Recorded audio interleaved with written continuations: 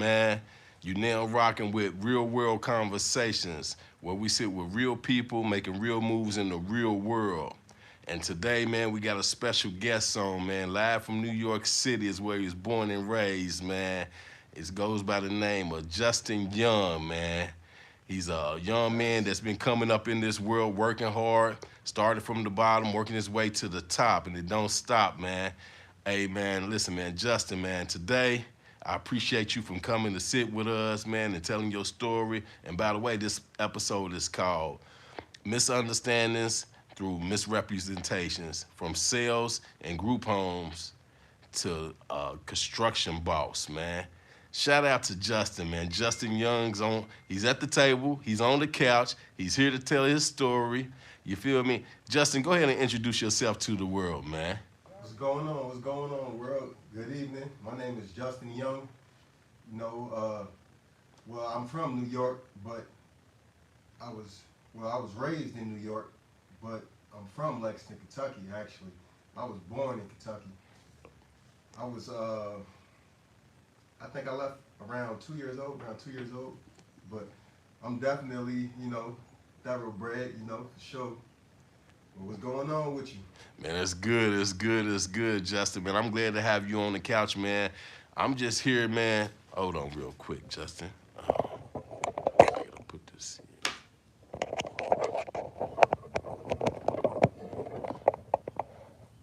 Okay, I'm right back at you, man. So, well, I'm just here to interview you and hear your story, man. I've seen you on Facebook, man, and you was promoting some of the work that you was doing. I was like, man, I'm intrigued by what this young man is doing and what he got going on. So I just really want to know about Justin, man. Go ahead and give me a breakdown about Justin and how Justin grew up and where he's from and how he rolled, man. Okay. Yeah, Justin, he's an entrepreneur. He's a hustler. He's a grinder. I'm spiritual. I wake up every day, put my shoes on, brush my teeth, comb my hair, get out there in this world. I start doing my thing. But Justin, I'm from, like I said, Kentucky, but I was raised in Yonkers, New York. I came down here like around 18 years old. I grew up in Slow Bond Projects, the whole, that's in Yonkers, 1 through 8, William A, show for show. Yeah, we out there. But yeah, I grew up, always been an intelligent person. So growing up, I was always a secluded person. I hung out with people, did my neighborhood thing, but I like to be, to myself more, to be intuitive with myself more. I like to like build things. I had like an architecture mindset growing up.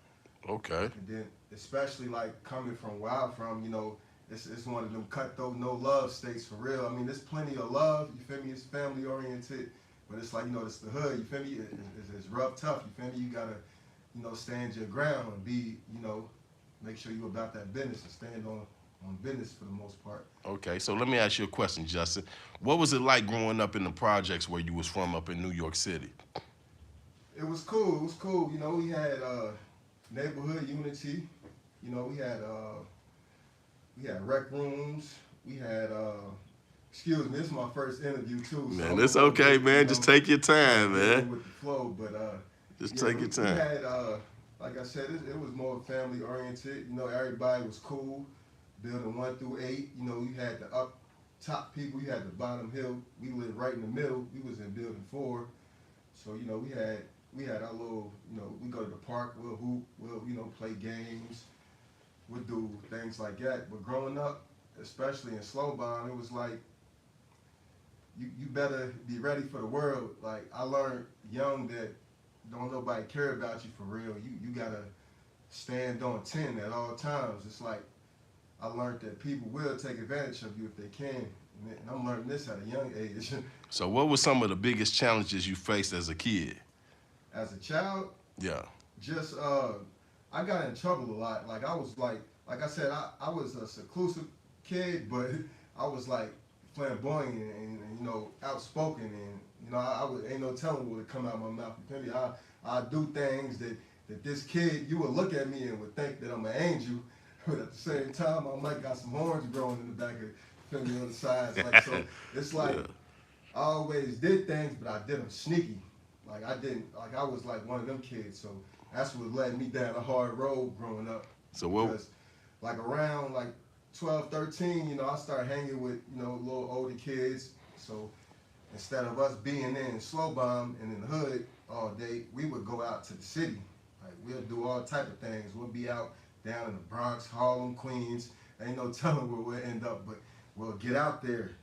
And we used to do this thing called, it was like a basketball scam kind of thing. So we'll print up flyers, right? Yeah. We'll act like we had a baseball or basketball, some type of sports team. We'll act like we had like a sports team. We'll go print up the flyers. We'll go laminate it. We'll go down to the city to make some money. So I was always a hustler on that aspect at a young age also. So we'll go out there, we'll have people writing down their name and signature, acting like they really you feel me, participated in something. Yeah. We'll go to school, they'll give us the UNICEF boxes, we'll take the UNICEF boxes, we'll go fill them up, never return them back to school, we'll never return them back to school. You remember them orange donation boxes? Yeah. Just like scamming and hustling, like that was more of my life growing up in New York for the most part. It was like it's a scam or hustle going on, and that's just the way of life. That's just basically how I felt at the time that you had to be, you know. Okay, so when you look back, what moments or influences led you down the path of getting in trouble? Like I said, the older kids in the neighborhood, I used to hang with this kid named Tubbs, right? Tell us about Tubbs. Yeah, Billy Pettifor, that's my dog, you feel me? They call I hope Billy's watching, man. Dolo. I think he's in jail right now.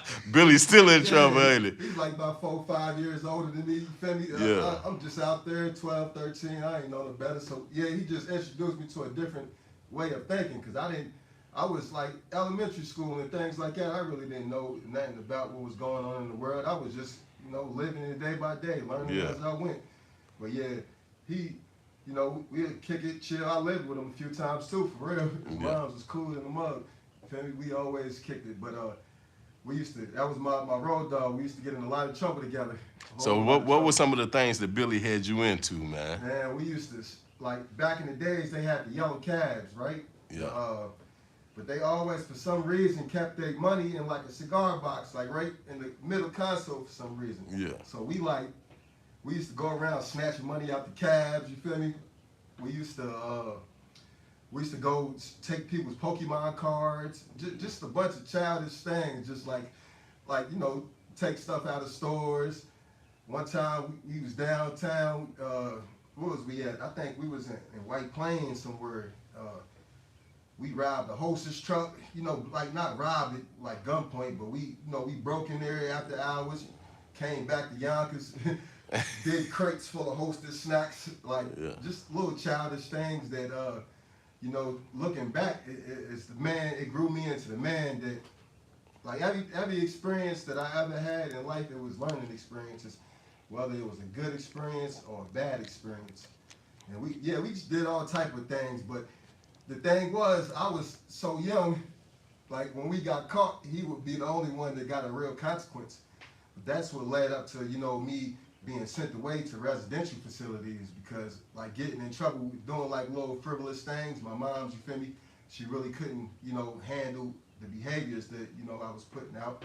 So that led me down the road to, you know, getting in the system. So what was your first time going into the system? My first time, we was out on Central Ave, I believe. It was Central Ave somewhere. Like, I was a money grabber, you feel me? So it was a big bucket of money, big bucket of tips.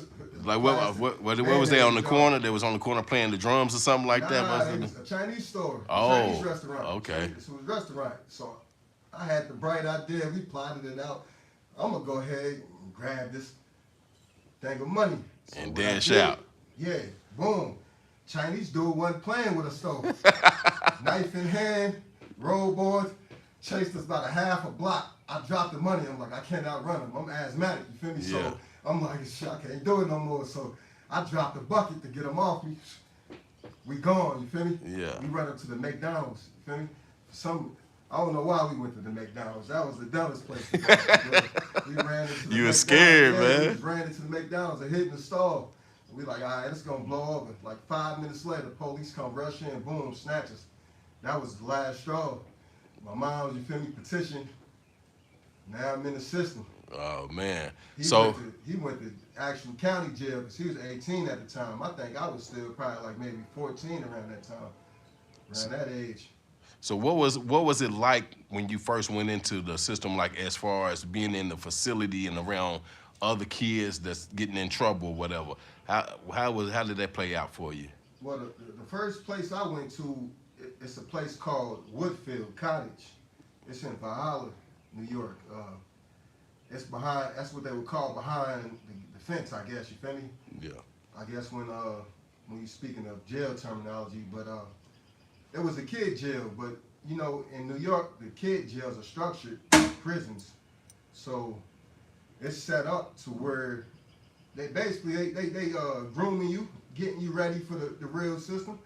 So only difference with that system was you was a child. You feel me? You might have ate a little better meal, but you know, we went to school in there, locked behind cages every night. You feel me? We going in, lock in, I think it was at 7, 8 o'clock at night.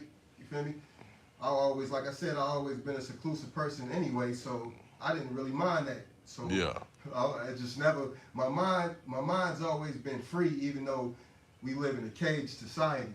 Yeah. Like I always had open mind. Like I didn't, like I minded, it ate with me, but it really, like that's when I knew I could get over anything. Like, it's like I said, like growing up, I was asthmatic, so I was a sickly child. You feel me? Yeah. I was in the hospital. I died 3, 4 times. Well, not died like flatlined, but died in the sense to where they had to put me, like incubate me type things. And Yeah. at young ages, I would sit down, just quiet, couldn't breathe or nothing.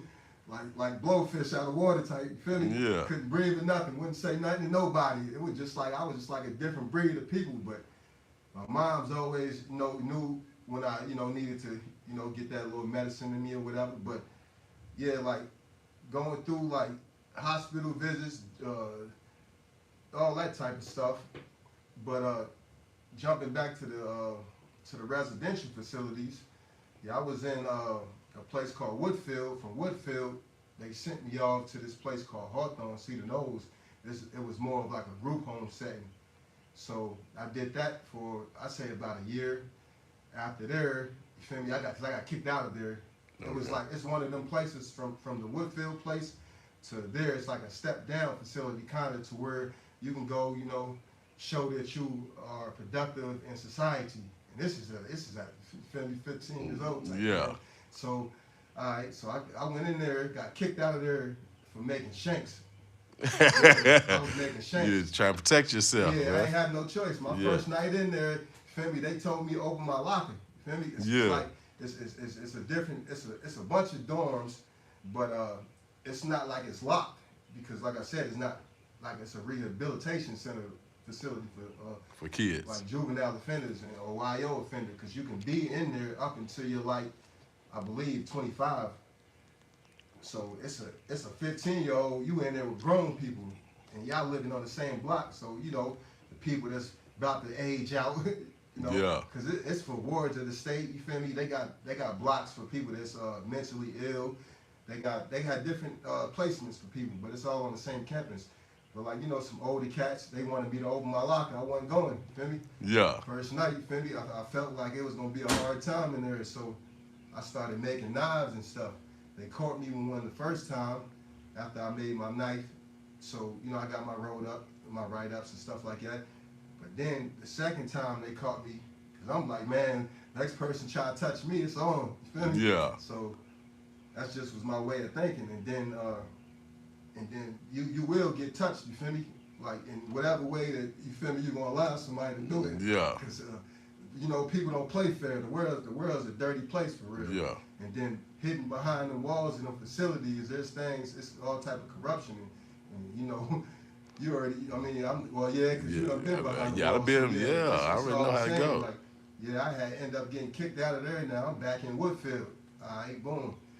Woodfield, from Woodfield, now I got a placement. I'm just waiting for a bed up north, you feel me? Yeah. What they call it. So once I found my bed in my facility, because they classify you just like they do in any other prison. They classify you just like they give you a state bid number and everything. They follow with you your career. They're getting you ready, like a show. They preparing you. Yeah, they classify you. Like I was there for behavior and fighting issues, so I didn't go where the murderers and the people that, because it's an 18 months max, and unless you committed a crime to where you just there until they transfer you to the adult facilities.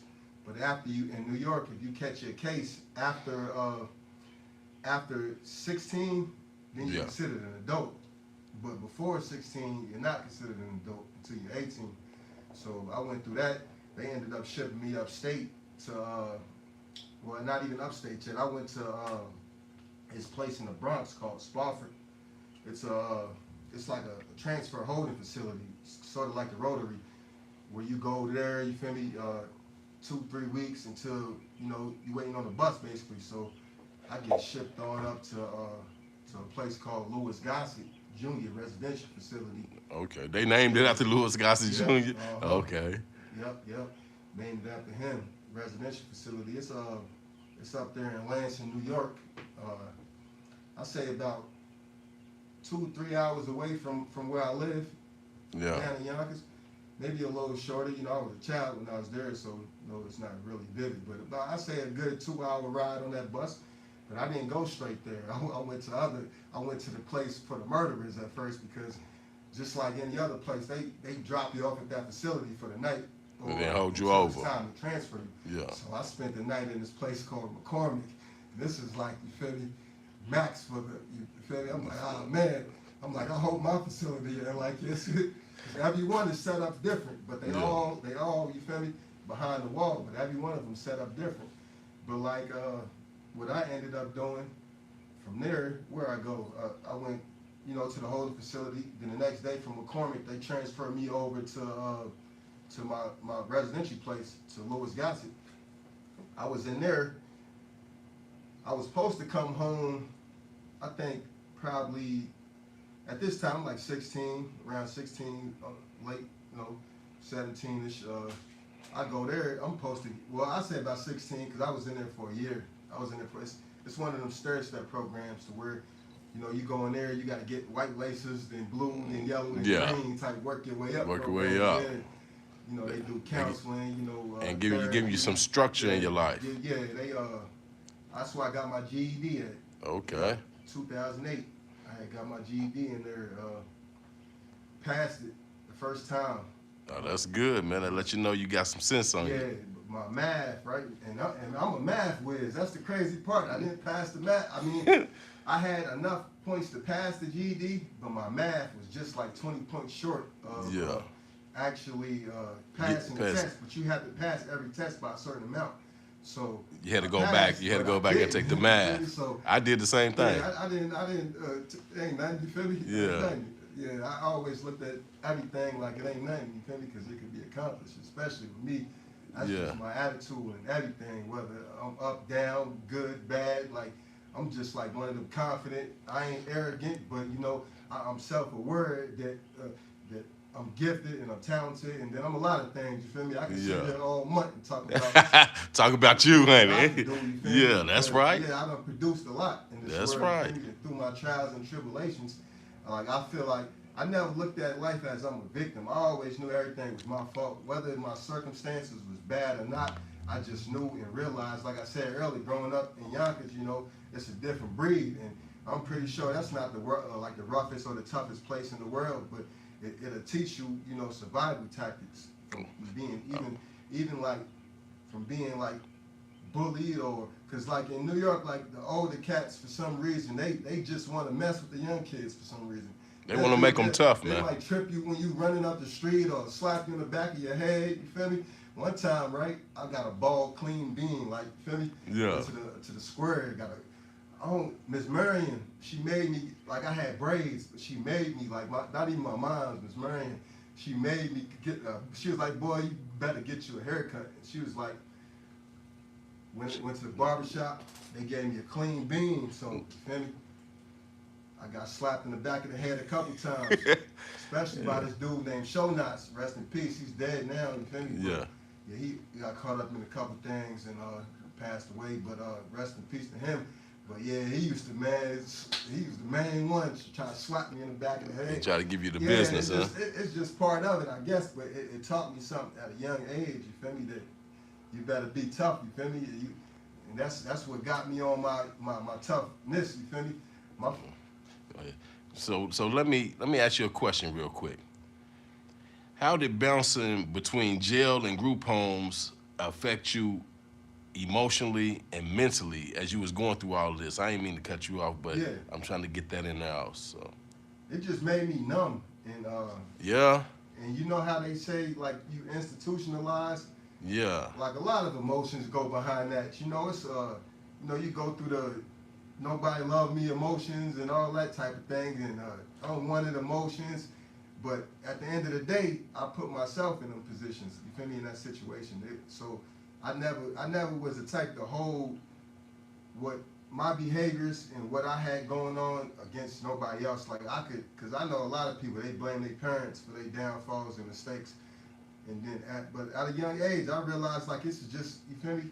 I'm going to always, I'll ask anybody, I've been who I want to be, you feel me, my whole life, you feel me? Yeah. I can't be persuaded by nobody. You can't tell me the sky is blue if I think it's red. You feel me? I don't know what you're talking about, because at the end of the day, everybody corrupt, everybody perfect, everybody a lot of everything, but you feel me, who's the judge and who's to say who should be who? Yeah. Like, I know a lot of people, that's why I picked the title, because you feel me, people misunderstand the person, they run with the representation, the misrepresentation of others. Others. That's a big thing. Who they think you are, but they never even sat down and had a verbal conversation with you before. That's one of the things that's going on right now in the world, especially with this social media going on.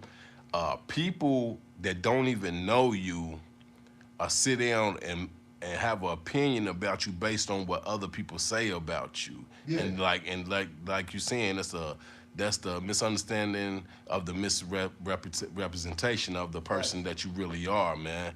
And I'm glad you were able to be strong enough and man enough to stand up and be like, nah, that ain't me, and this how I'm rocking. You know what I'm saying? Nice. Yeah. For real, man. Because a lot of people are not built like that, for real. Yeah. You see what I'm saying? But I got another question for you real quick, man. As you was going through all of these changes and through these group homes and in and out of these facilities, man, was there anybody that believed in you while you was going through this and was trying to guide you? I mean, I had a couple CEOs that they seen, the greatness in me. They seen the talent in me, because I'm a drawer, I'm an artist also. So, that's where I found out I was an artist. All them lonely days, you feel me, sitting at a desk, in them juvenile facilities, it's get up at 7 a.m., it's formation. It's repetitive. You're doing it every day. Yeah. That's where I learned my consistency from. Feel me? From anything I've ever done, it's from them structures that I was taught going through that system. You wake up, you gotta get neat, you feel me? Uniforms, make your bed. You got a bed early in the morning until the night. It ain't no laying down. It's it's uniform. You gotta sit at your desk. You gotta either read, listen to music, or like me, I drew to pass the time. I had a little Walkman. Yeah, the little tape recorder with the I used to love that Joe. Yeah. Yeah, My Name Is Joe, that album. Yeah. Truth, like, for real. I guess that's where I got my, lover boy side from. I guess, you feel me? Because So that lover boy. Jewels, you feel me? Yeah. I got a bunch of different sides, you feel me? It just depends on the person, on which one they want to see. But as of now, I'm way more mature than I just was 6-7 years ago, 8 years ago. Well, that's good, because they say every 5 years you should be growing. Yeah. And being that you notice that, man, that's a good thing. That's a good sign, man. So as you was coming up, man, what was the lowest point of your life during them years of you going in and out of them facilities? Like, when would you say you was at your lowest? Just, I would say, maybe during the holidays, Christmases, birthdays, things like that, to where, you know, you're away from family, you're away from your love, you know, you just, like, everybody looks and treats love different. You feel me? But Yeah. You can understand it. Love, before language was invented, people communicated not by verbally speaking. Communication was done, you know, by a Through hug, action. you know, a smile, you know, non-verbal aspects of things. And that's why I said I think that people judge and put too many narratives on words, because even definitions have different meanings. Yeah. Depending on, you know, The word verb, that you use. the noun, you know, adjective, things like that. Depending on just a you know, a simple change in a symbol, like it could mean something completely different. Yeah. A lot of our words, and especially in the English dictionary, it's like it's a lot of silent letters and a lot of well, not to get all technical and stuff like that. We can get back to the story, but yeah, I just think things are structured to where it's forced. I don't think nothing's genuine. I just think that everybody has like secret motives and alternative agendas, which is nothing wrong with that, but just be forward and straight up with it versus, So, you know. so did that make it hard for you to even be guided because your trust level wasn't as high? I can always be guided. I learn something new every day. Like, I work on myself more than I work on my business. Okay. Like my mental, and like, it's strong right now.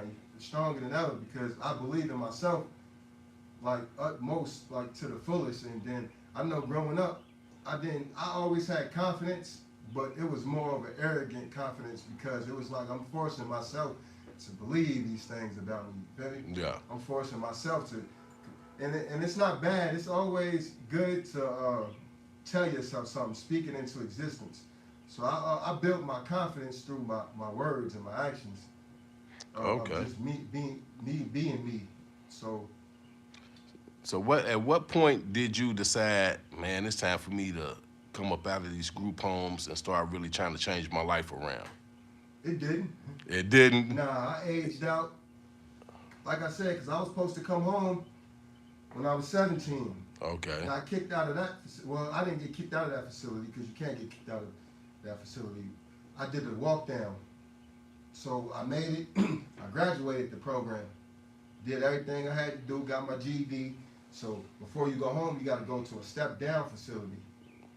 It's I would say it's like Woodfield, but it's really not, because Woodfield is like the county jail for children. You feel me? You just go there for your sentencing and stuff like that.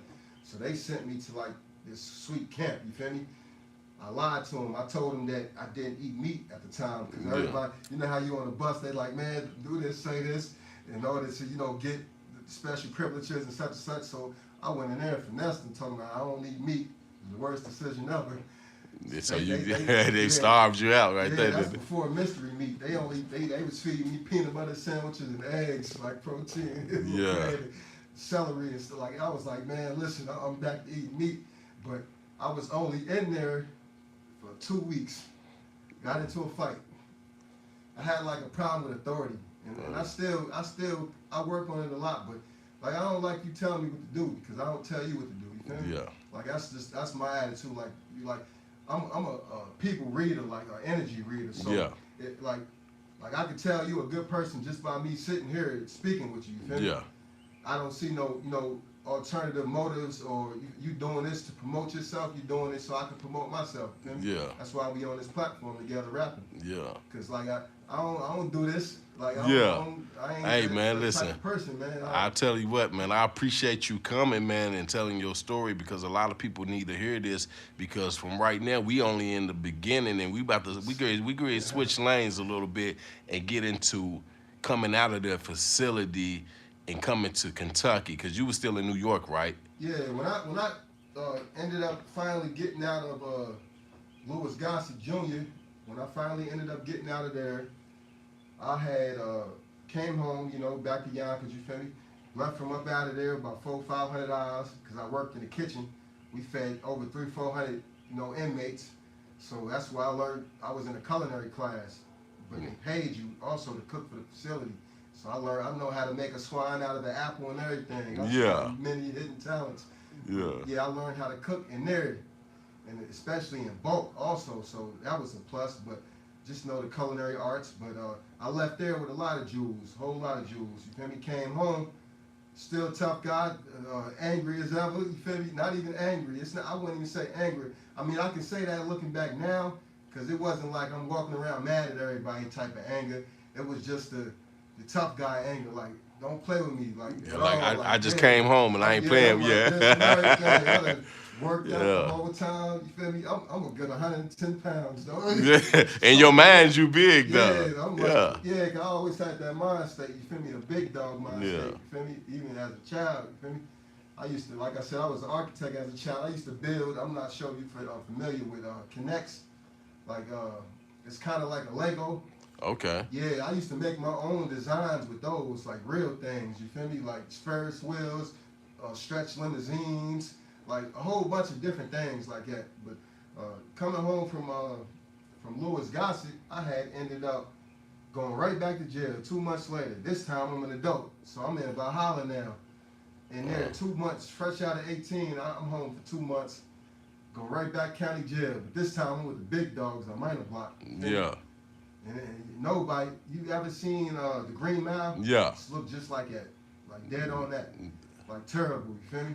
You know the old cells. Yeah, I know. Yeah, with the bar, with the bars. Yeah, went in there for about 2 months. Who left out of there? You know, picked up, started drinking, hustling. You feel me? Yeah. Went and got a pack. You feel me?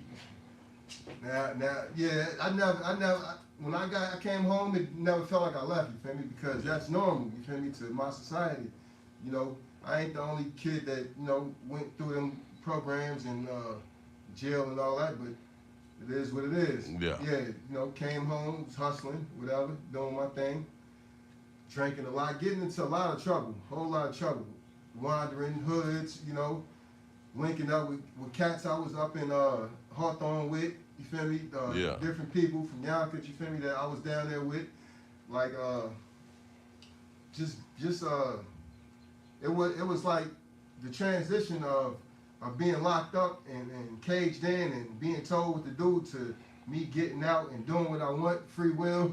Yeah. Had a couple of hours when I came home, like I said. Mom sent me a care package, had to take the Metro North home.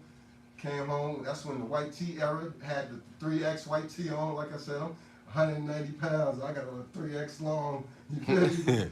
the baggy jeans, the fresh Air Force Ones, the fresh, the white forces. Definitely came home fresh, had my hair in the braids. I was braiding my own hair in jail. Yeah. It wasn't the best cornrows, but three strands, and then I tied 3 strands together to make it look decent with rubber bands, whatever. I don't even think we had rubber bands in there, but I made it work. You feel me? Yeah. I made it work for sure. I think they call them connections or something like that. But yeah, I used to do that, like just passing the time, bored. Learn how to, part my hair and braid my own hair. I never really braided nobody else's hair. Well, not never.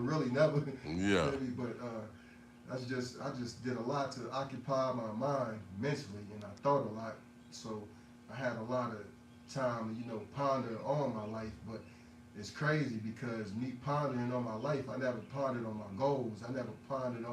I just pondered on, let me get out, it wasn't never a future with me as far as like an aspiration. So I got a question for you then. So being that you was going through all of this as a kid and then going into a teenager to a young adult, right, all the way up into a grown position, at what point did you start to think about, I need to start a business or working for myself or building the construction company? My late 20s.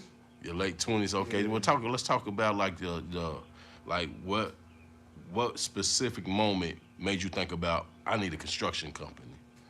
Well, my wife, she started doing eyelashes.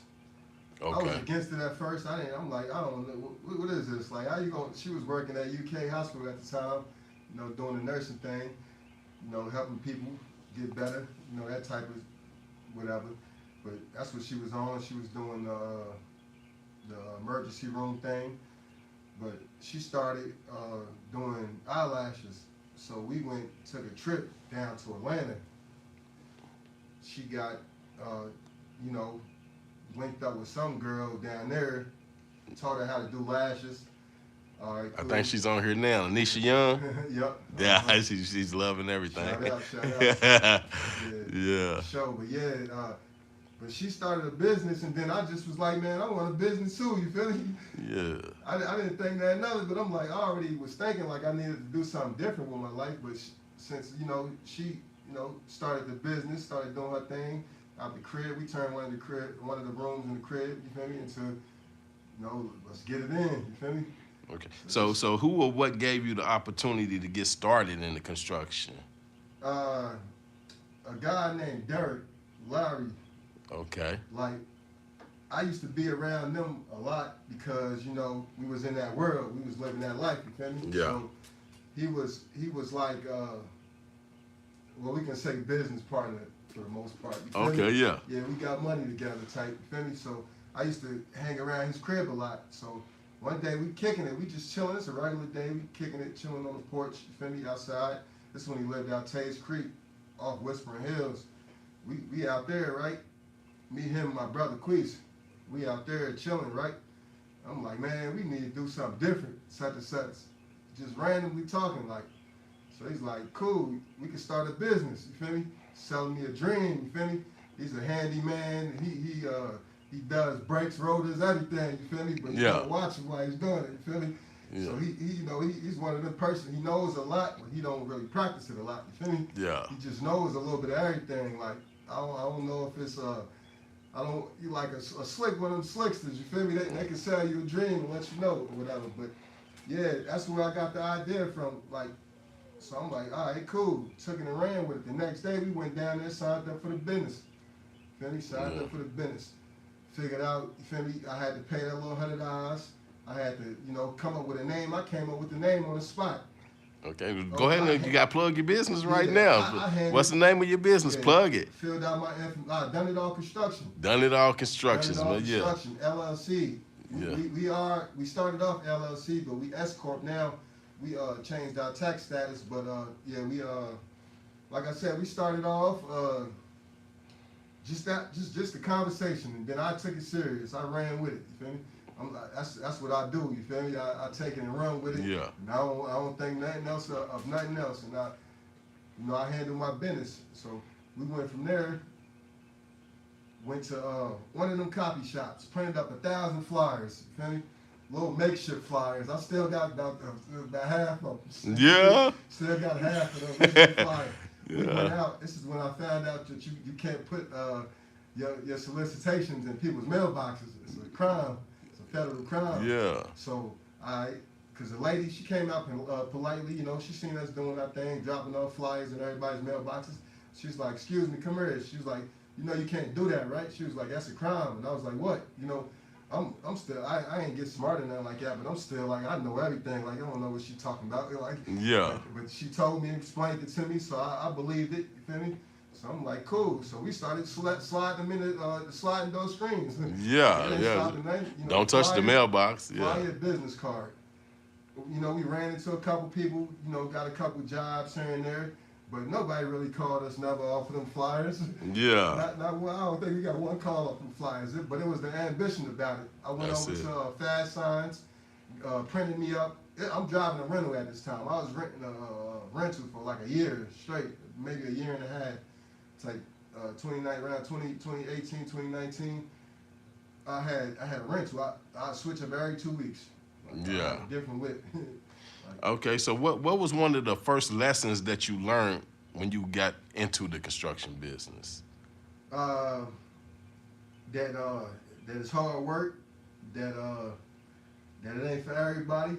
See, I was eager, and then I'm a different caliber, so I take what's hard and I try to simplify it and make it as easy as possible in my terminology.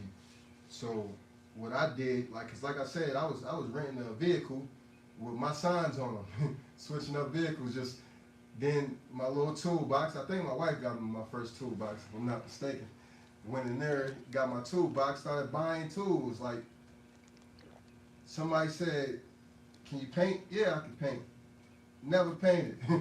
Somebody said, can you do flooring? Yeah, I can do flooring. Ain't nothing flooring. Can you do whatever they asked me to do? I did it.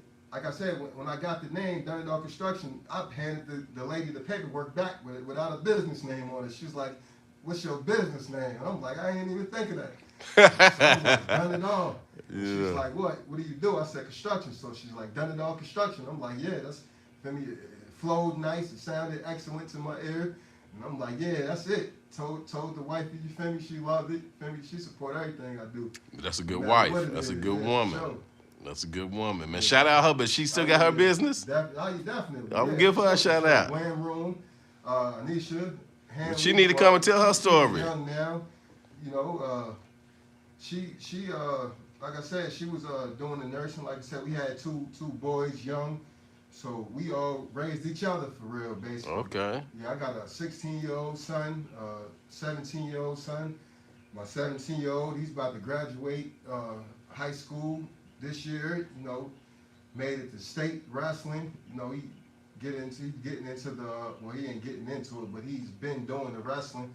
You know, they do the sports, the football, but he ended his high school career doing the wrestling. But yeah, just the family, you feel me? You know, it's love. We was just, you know, young kids coming up, you know, running around. Like I said, I came down here fresh off trauma. I had to work my way out of trauma, you feel me? My whole life, you feel me? Been a cycle of recycled pain and aggression and knowledge. And, okay. You feel me? And my ability to actually withstand everything that I've been through, you feel me? It's like I was telling you, I was a sick kid, so I was the toughest kid, like I'm telling you, but couldn't breathe, like for real. But my asthma pumped, like puffing away, like, you feel me? But like nobody messed with me after, man, because I'm telling you, like I said, coming up in New York, you feel me, it's kind of tough because you gotta show that you ain't no punk, you feel me? And if you are, you feel me, they're gonna run all over you. Okay, so check this out. So when you start doing your business, what was the toughest part about coming from the streets to transition to construction? I think the toughest part was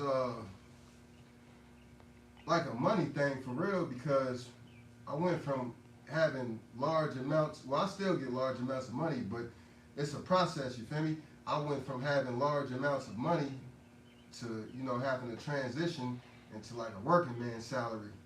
Because even though, you know, owning a business, it could be, you know, plentiful, fruitful for sure, but it's not always plentiful and fruitful, especially a startup. You know, you might go 6 months, you know, the best time of your life. Like, man, I ain't never, you on your Rick Ross and P. Diddy, you feel me? Yeah. You on your, I'm on top of the world. And then you might go 6 months, you know. Struggle. Yeah, it's twiddling your thumbs, like, what's going on? Should I give up? Should I go back? Feel me? Yeah. But at this point, it's like, I'm at the point of no return, because it'll be harder for me to go back than it will for me to, you know, go ahead. So did you have a whole lot of people, or did you have people that was judging you and doubting you as you was transitioning? Nobody knew my potential. Okay. Know? They knew my potential, but they didn't know, like, the things that my wife says she's seen it in me, but the things that I do now is far-fetched from, you know, my attitude and train of thought. I always had that business hustle and that business mentality mindset. You know, I always structured. I got good knowledge and jewels, like I said, out of my come up and you know, everything I've been through. You know, some might say your life is wrong, some might say your life is right. But the thing is, like, who are you to even tell me who I should be, or the person that I should reflect, you feel me? I tell people all the time, you better start looking in that mirror, because I don't want to hear nothing you talking about, you feel me? Yeah. Like, at all, you feel me? When you come to me, like, I'll bump heads with somebody because, like, people expect you to sing their grace, you feel me? They, like, I noticed that a lot of people was followers, you feel me? They pick somebody. It's like a big high school. They pick somebody who they want to church for the moment, and then they end up throwing you away too. You feel me? It's up and down. Love got a reversal stage too. You feel me? The same way they love you. You feel me? They same reasons why they love you. They can turn to hate you. I always say this right here. When you starting something, you're gonna go through the Holy Trinity. It's gonna be 3 different stages, right? First, they gonna hate on you. Second, they gonna lie on you. Third, they gonna jump on the bandwagon. Yeah. And that's just the way I think it roll. But just before you was saying this, you was talking about the times when things get rough or whatever. Like sometimes you might not have anything, sometimes you might have things. So how did you stay motivated to keep going when times was slow for you? Man, honestly, I just bought more stuff, bought more tools, like because like the transitions is a transition with money, but if you still had a couple dollars stashed away, it don't hit as hard. You feel me? That's why they always tell you to try to have, emergency funds. Yeah. Because like when that money's coming in, no matter what you're doing, you feel me, it's nice. You feel me? A lot of people don't think about the rain. You feel me? They don't think like when that water start hitting that dirt, you feel me? You're gonna get a lot of worms. You feel me? The foundation ain't gonna be as solid. And then a lot of people, I believe, they just live off this false representation of solidness, and they like I don't think a lot of people is in tune with themselves as they feel like they are. You feel me? Because they gotta go to others for opinions. Yeah. And then like it's nothing wrong with going to somebody for advice. Yeah. But if you gotta constantly ask somebody who you are, and you don't know Yeah, who you are. you lost. You're very so lost. Everything's mental. Like when I walk in rooms, I'm confident. I watch, I observe, and I reflect, and I get the information. Yeah. And then it's like, cause the rooms I be walking in, sometimes like I never would have walked in them type of rooms. Like the people I knew was hustlers. The people I knew was in the streets. People I knew was taking parts in crime. You feel me? I didn't know no average dope, no 9 to 5. I mean, I knew them. You feel me? Yeah. But I wasn't around them people. Like I was around. You feel me? You was around the street people. Yeah, You was in the mix. Yeah, I was around them. That type of demo. You feel me? So I never really was I didn't have nobody telling me, go invest this and do this. Nah, I had. Let's go get 2-3 bottles of champagne at the club 3 times a week. Like, cause I lived a hell of a life. Excuse me, I lived a beautiful life already. That's why I tell my wife all the time, we gotta let go of the fun break now because we on a different page. We trying to build for the future. We can go back to the fun, but cause my wife, she loves to travel. We've been everywhere. Listen, she done took me out the country several times. You feel me? We done been to island hopping. You feel me? And the best part about me through all of this, I walked away without no felonies, no none of that. You feel me? You did it early. Yeah, the best part. You did it early. So check this out, though. So what were some of the mistakes that you made early on in the construction business that was very valuable to you to this day?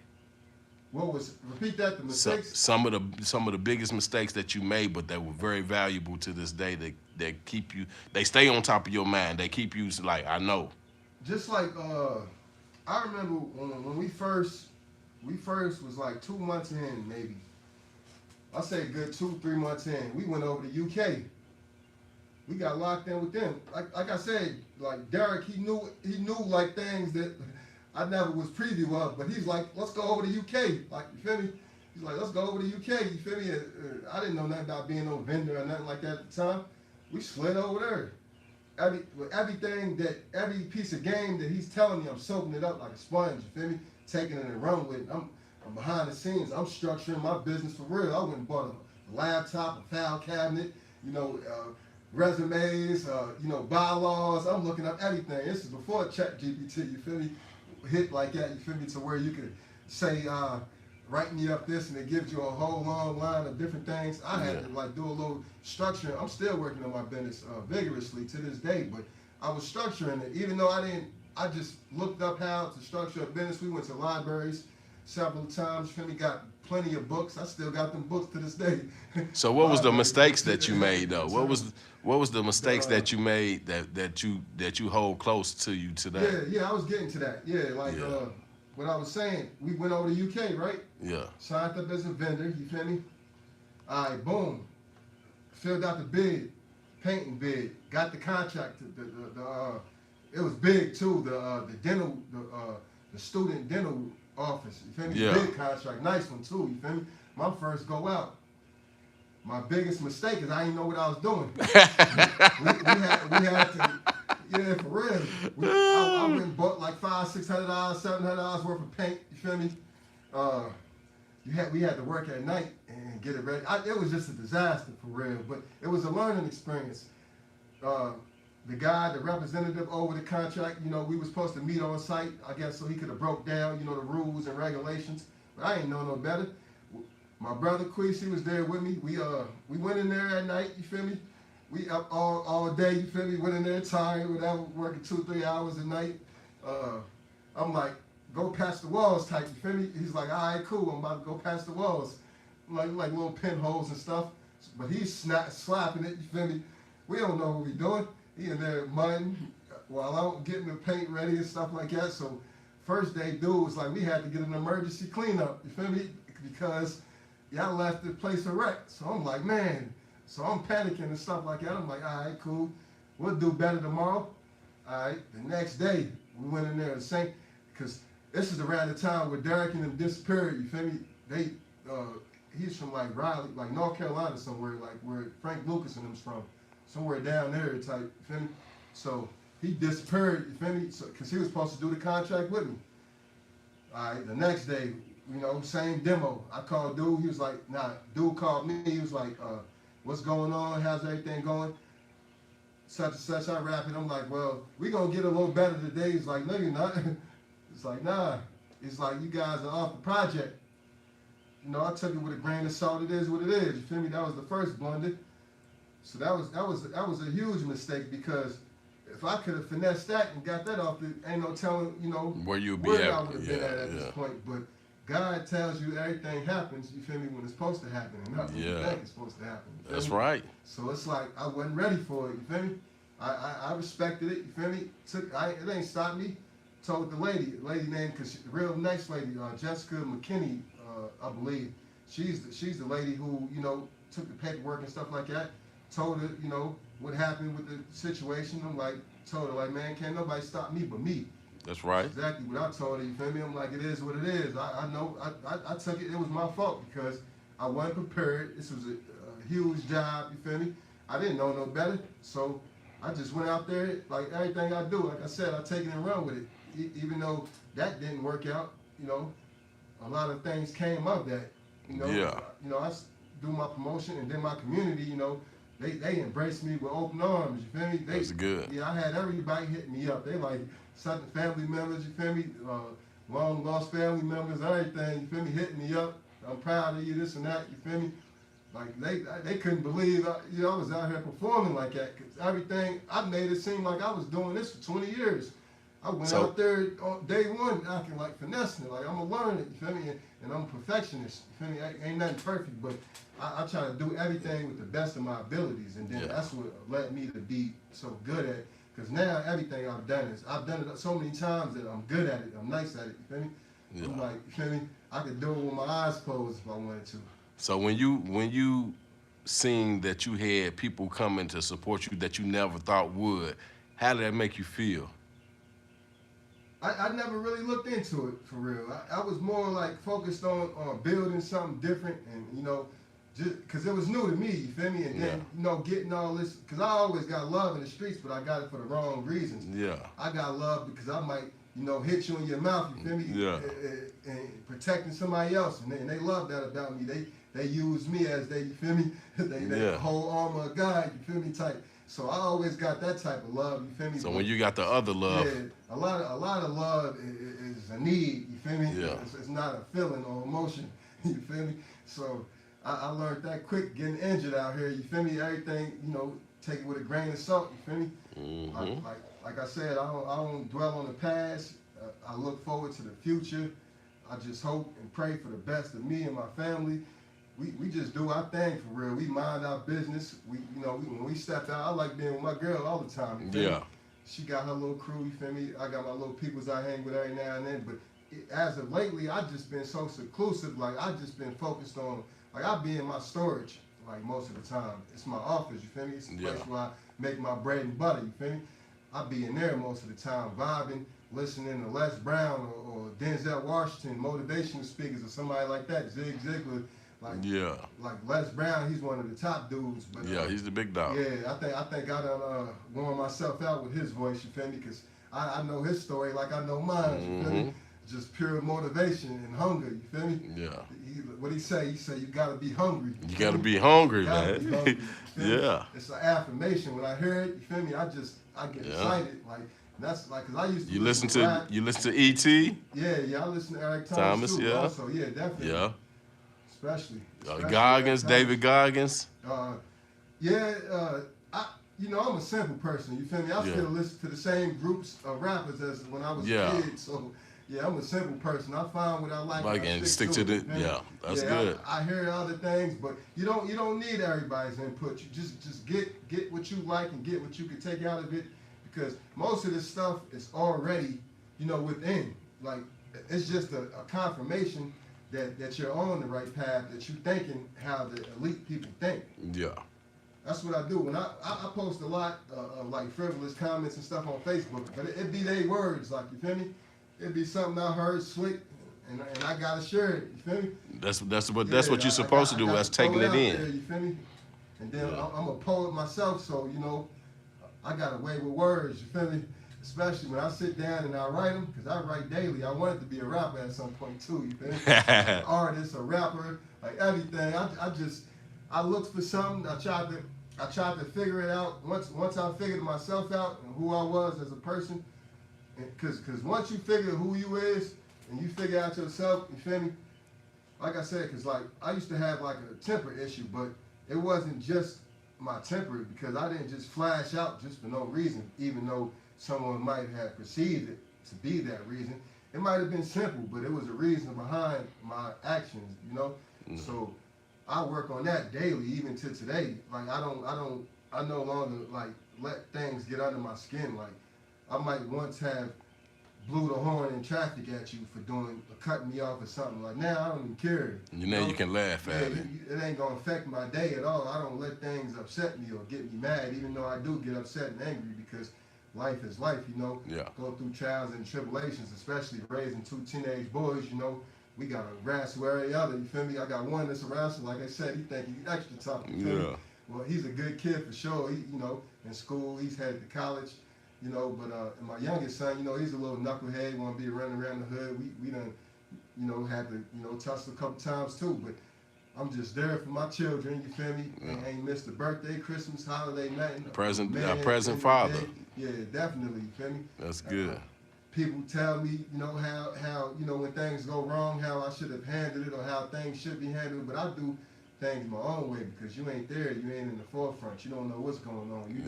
You on the outside looking in, hoping that you can get a glimpse of what you perceive or you think you perceive. But like with me, I mind my business like wholeheartedly. Like if I hear something about somebody, it's whatever. It's it's with a grain of salt with me. Yeah, one end out the other, man. Keep it going. Yeah, when I chop it up like with the family, you feel me? Me and my uncle, shout out to Gerald, that's my uncle. We Gerald's your uncle? Yeah. We locked in for okay. sure. You feel me? We rap every day, you feel me? We just keep each other on point, you feel me? Yeah. Like, speak on the real world, real facts, you feel me? That's actually his business, the real cost, you feel me? Yeah. But definitely, like, shout out to my uncle, you feel me? Okay. Shout out to the family. I got another question for you. At what point did you realize that your business was able to be successful? I always got high hopes. Like, I want, like, I tell my wife this, I want Tyler Perry house, you feel me? The Tyler Perry, them sets, you feel me? They nothing but the best. I'm not his personal residence, but what he portrays as, success in the black community. Yeah. Big house, like the Rick Ross or the Boosie houses, like them type of houses. I tell my wife, I'm gonna get her one of those, you feel me? Yeah. Had a nice cars. Like I think and dream big. So it's like, at first I was doing residential, a lot of residential. And then, that slowed up a lot. But I was telling myself also, because, you only got, I really don't have a lot of experience in it. I mean, I have gained experience, but 7 years in ain't nothing for real, in a business, especially with building a business. Just stayed hungry and motivated. But like, basically, just stayed hungry, built my business up. Nothing too spectacular to me because I don't feel like I know I've achieved a lot, but I've always been an achiever. You know, Yeah. I've always done things that, shocked other people. Like, no matter what it is, whether good or bad, it always seems to amaze people, you feel me? Yeah. Whether they give you that confirmation or not, you feel me? Just the look on a person's face will let you know everything about them, you feel me? Yeah. Like, everything about me is just, I just want to get ahead. I'm just a hungry individual, you feel me? As far as like my goals and my dreams and my hustle, I think my company is gonna be just like a Ball Homes, just like Graves Construction, on them lines. Yeah. Like we young, we coming up. I'm ambitious. I'm hungry. Like I said, I can't get enough food on my plate. You feel me? Because I'm always speak on the hunger part. I don't care where I'm at in life. I'm always strive for more. But yeah, just the building of my business, the structure of my business. I'm working on it every day. We also have Young Events and Rentals. Shout out to Young Events and Rentals. That's our party rental company. Yeah. Can't forget about that. When me and my wife had got married in 2023, she was shopping around for like the marquee light up letters. Yeah. A lot of people had outrageous prices, so she's like, I know you could build that, go ahead, build that. So, like I do anything, took it on, and built it like I've been doing it for 20 years, threw it up on the market. We got a new business now. That was almost 3 years ago. So, along the lines of me building Done-It-All Construction, we took on another company. So, now we got the party rental business, we got the Done-It-All Construction. That's why I say, even through like slow times, like one hand washes the other. So yeah, it's like we might not have everything that we want, but we working on it. Like we ain't have no silver spoons growing up. That's right. So with that being said, what values and principles guide you to how you should run your business? You gotta be in business. You gotta be well-rounded. You gotta, most importantly, be professional. Everything's about professionalism. If you like, I know dealing with a lot of people. I don't know if they're aware of it, but it seems like people want to be more cordial than business. Like even if I know you and we speak in business, I'm speaking my business language. Yeah. It ain't no time for. Like, ain't nothing wrong with playing around in games, but like I live off professionalism. Mannerism. Everything's got to be to the point, to the business. That's why I have very few complaints on my business because I let everybody know what's going on, what I'm doing, how I'm doing it, and the price. You feel me? It ain't no surprises. You know what? When you pulled up today, I knew you was about business because you was 30 minutes early. Yeah, exactly. And I was like, yeah, I like that. I like that, man, because I'm one of them people myself that I hate being late. Like, if I'm there 10 minutes early, I'm late. Yeah. I need to be there a little bit earlier than that, man, so I can see what's going on. I can get myself ready. I can be calm. I can be prepared for whatever situation may come. And you strike me when you pulled up like that. That's why when you see me, when you pulled up, I was already standing outside. I was like, still waiting. I was like, okay, he's gonna pull up. He probably gonna ask where to come in at. And I seen you. But I appreciate you pulling up early and being on time and being business minded. And that speaks a lot for your business, man. Sure. Yeah, it speaks a lot for your business, bro. When it comes to business, I just learned that and then I think a lot of people's minds are blocked when it comes to business. Like people get inferior to things that it's unknown to them. Like with me, like if I'm feeling like I'm not gonna say insecure, but like if I'm feeling like afraid or uneasy, anxious. Anxious. I breathe and I observe, and that's all you gotta do, and then you'll realize that these people in these upper echelon rooms and societies, they just like you. Just like you, they just the person that owns McDonald's, even though it's a corporation. Like even each individual owner they're regular people, but they're millionaires and billionaires. Jeff Bezos, and Tom from MySpace, the throwback. Yeah. You feel me? Like people like that, they're regular people, but they're wealthy and well off. And I think people sometimes feel like that, like they're scared, not necessarily scared, but they're like afraid to step into these rooms or these doors when these people are like regular people. Yeah, they started just like you started. Yeah. You know what I'm saying? So, with that being said, how important is it to create opportunities to other people for you? It's very important, very important. That's the whole reason that I went and switched over to government contracting because of that reason. Because I'm trying to build something more than just myself. When I speak on business, it's we. It's never me. Yeah. I don't care if it's a one-on-one conversation. We'll be there tomorrow. We. Yeah. I'm speaking in third person because I'm talking it into existence, and I believe it's gonna be bigger than what it is now. Even though we do well off, I got a little team. You feel me? I'll call if I need some help with certain things. I got my plumbers, electricians, people like that on board. Different things like that. We got I'm doing a construction management project down in Louisville, the west side of Louisville, in Jefferson County. Right now, we doing a new build construction, single family home. Shout out to Lamar Realty. We teamed up with them on that build. Just like things like that, like opportunities that come my way as I go. It's just wonderful for real. I don't want to say that my business is like you said, big boss dog. You feel me? I don't feel like I'm no big boss dog. I mean, I know I'm a big boss dog, but Man, listen, man. You is what you is, yeah. man. You can't cut it no other way, man. Yeah. It's okay to be humble and it's okay to flex too. Yeah, but definitely. you are who you are, man. You a boss and you a self-made boss, man. And can't nobody take that from you, bro. Yeah, and I want to give you your flowers right now while we sitting here. You see what I'm saying? That. And that's why I call people like you to this table.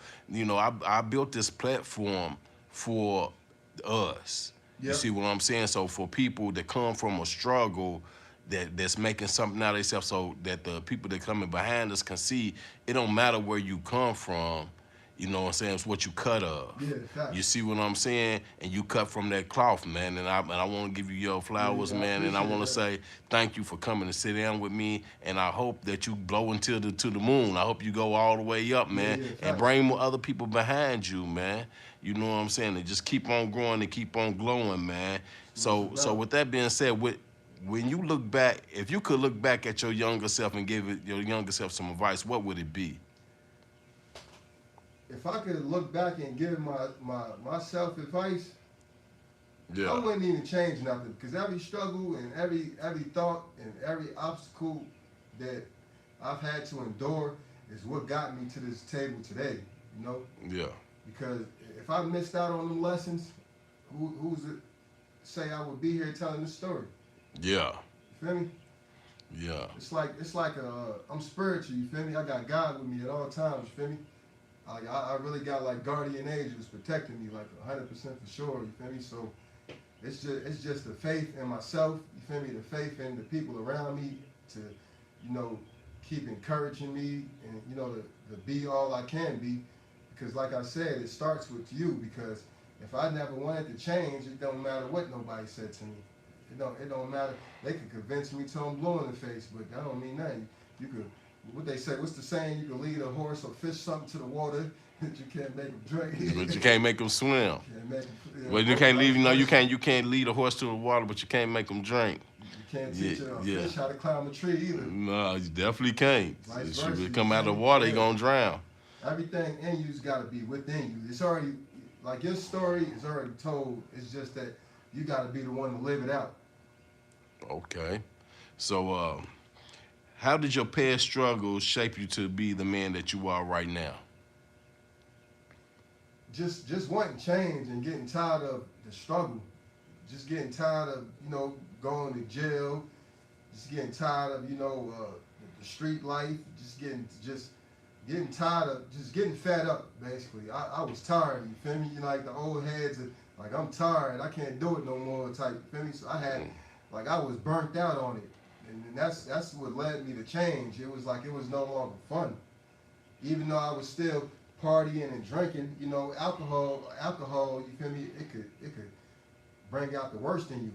So, Yeah. you know, I used to get my sip on daily, just to, you know, it was a day at the office. I'd go get a bottle by 12 o'clock, ride around all day, you know, doing, you know, my two-step.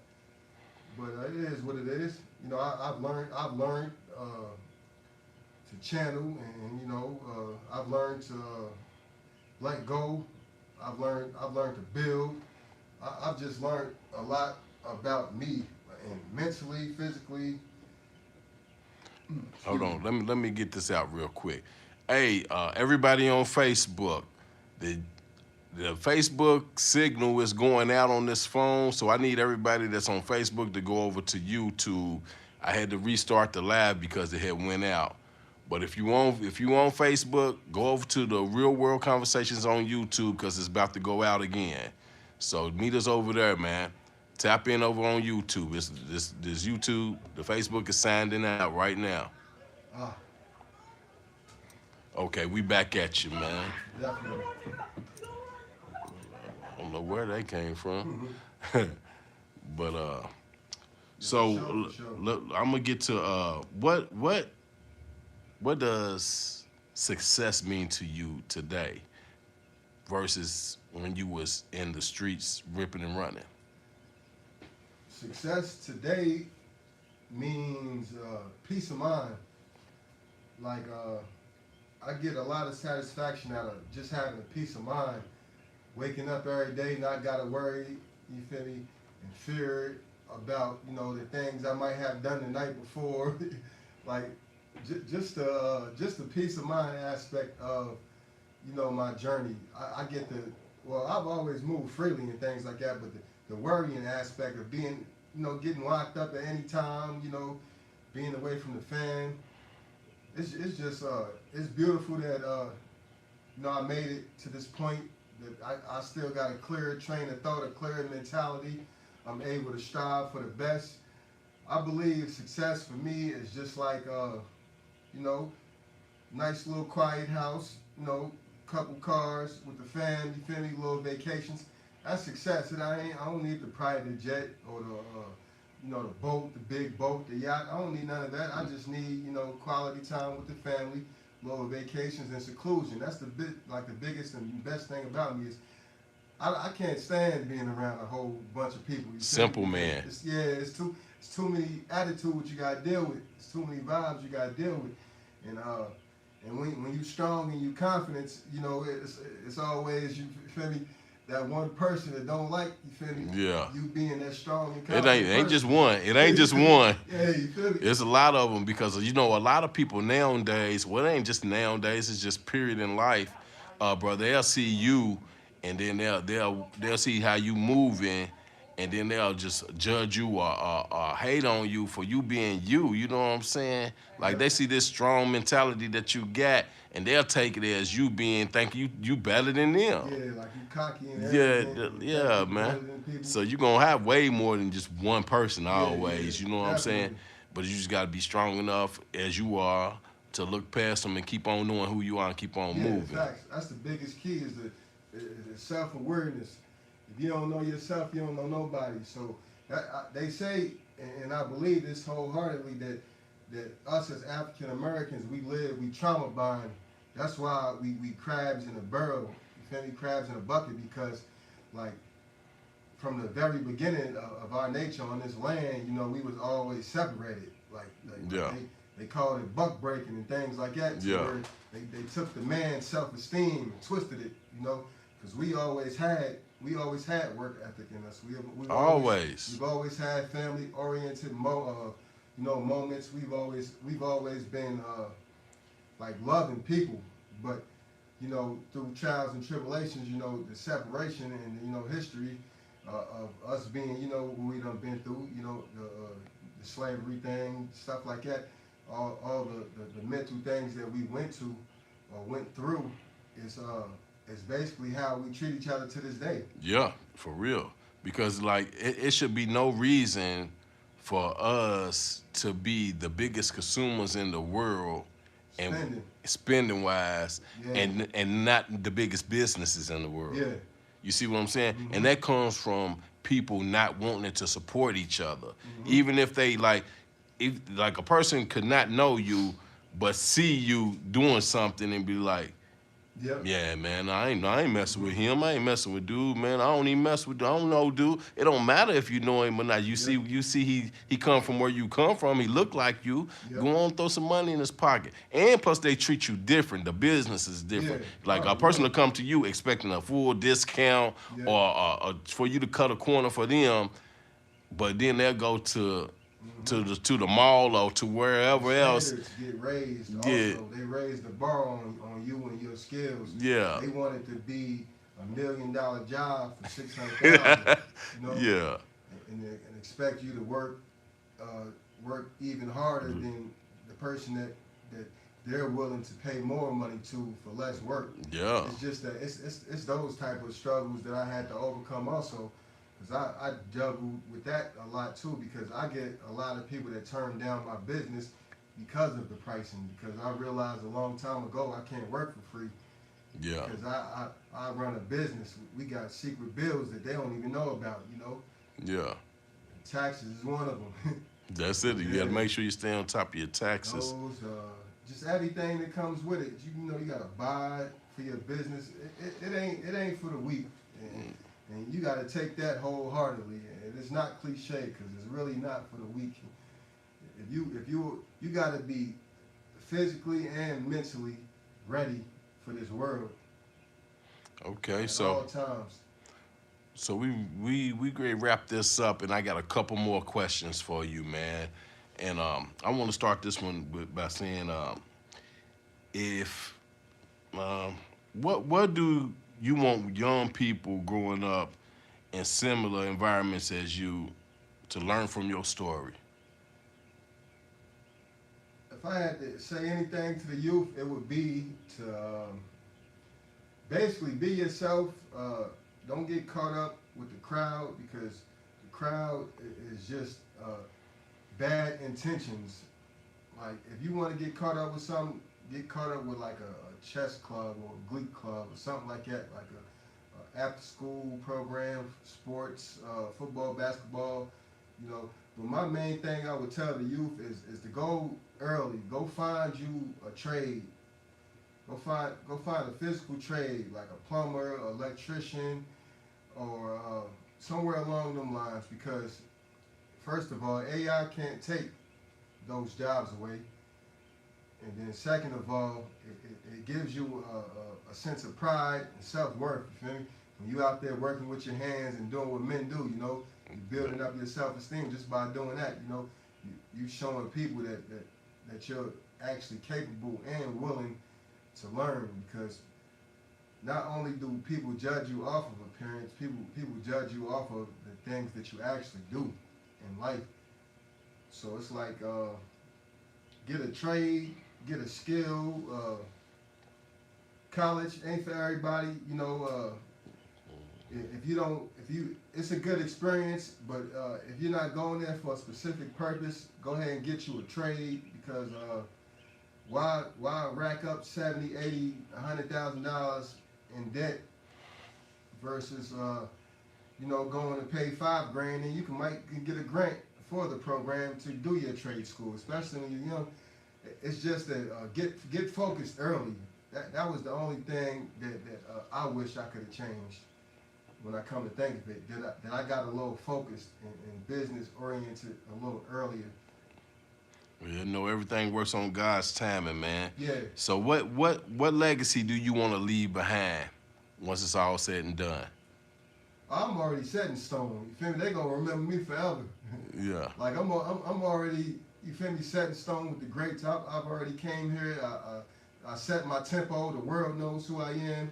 My community knows who I am. You know, I'm from a different state. You know, they know, you know, the aspects of who I am. You know, because I was a different person. You know, when I was living there. but they felt like I think New York and Kentucky both got the same side of me almost. You feel me? But I've achieved so much greatness in, Kentucky and Lexington, Fayette County, that it's like, you can never, disown this place. You feel me? I used to always be like, I can't wait to get away from Kentucky. I can't wait to get away from Lexington. But I'm like, being a businessman, I'm like, man, this is a booming, thriving society right here. They building everywhere. You Yeah. can't go to different towns and find what they doing right here. I keep telling people that, man. Listen, man. Listen, everybody keeps talking about Lexington too small, too. I said Lexington's growing so fast. Perfect. I said, listen, what I'm telling you, bro. Like, if y'all come out of your comfort zone and just go out and look around, there's so much being built every single day, man. And you in the right business to come up exactly. and grow and retire here. You For can't real. make it in your town, then don't go nowhere else looking to try to make it. If possible, you got to get your people on your side first. Yeah, that's 100% for sure. That's a good word. Well, man, Justin, man, I appreciate you coming to sit down with Real World Conversations, man, and giving us your time and your story, man. And we appreciate you, man. We wish you the best, man. And make sure everybody that's listening, man, tap in and subscribe. We need subscribers to grow. We need y'all to like, share, and comment on these videos that we making, man. Until next week, we out, man. Thanks, Justin, man. Yeah, later. Hold on, before I tap out, you gotta boom all your businesses one good time. Yeah. Shout outs. And where they can find y'all at. Yeah, shout out to Done It All Construction. We based out of Lexington, Kentucky, Fayette County, as well as Young Events and Rentals. We based out of Lexington. We based out of Fayette County. Come check us out. If you need, any plumbing work, if you need any drywall work, painting, flooring, decking, fencing, whatever you could think of that a general construction contractor got to offer. Just, big up to everybody. Big up to Glam Room. Shout out to my boy T.O., on the Wing King, Yes, sir. The SOB Burgers, that's my dog. You feel me? I had to shout him out. Yeah, all the people that's out here grinding, getting this money, man, keep looking forward. The haters gonna hate, but do you always, 100. 100. And we out. Yep. Facts.